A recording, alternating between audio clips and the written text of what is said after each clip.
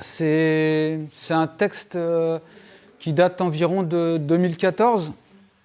La musique n'est pas de moi. À cette époque-là, j'avais rejoint un groupe qui avait été très éphémère et j'aimais beaucoup ce texte-là.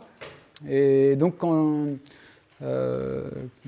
j'ai décidé de composer un album en solo, c'est la première fois que je faisais un projet musical sans faire partie d'un groupe, j'ai recontacté le guitariste qui m'a donné son autorisation. Et donc à l'époque, c'était du métal. Et donc j'ai réadapté le morceau pour le faire sonner en acoustique. Voilà, et ça s'appelle Par-delà le masque. Voilà, c'est une époque où je venais tout juste de terminer 7 ans d'études de l'ésotérisme. Et donc j'étais imprégné complètement à cette époque-là, et ça se ressent dans ce morceau-là.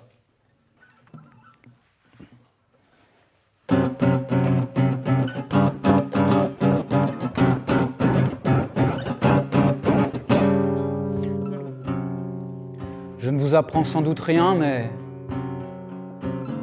ce qui nous permet de parler entre nous, de comprendre les mots, n'est qu'une infime partie de notre être véritable.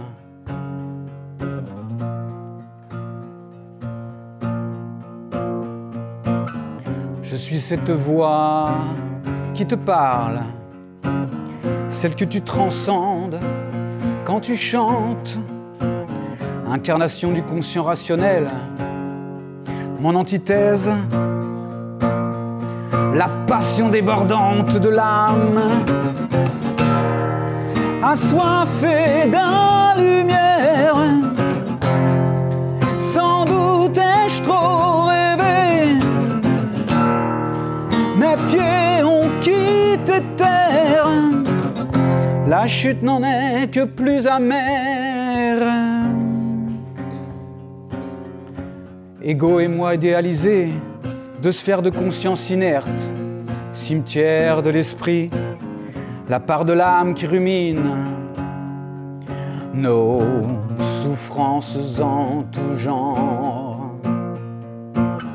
Paradigme à l'agonie, polarisé sur le rayon horizontal, aucune force vitale ne célèbre en ce lieu le renouveau.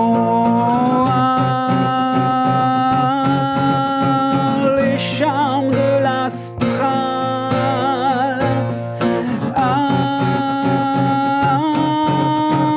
les cœurs létals,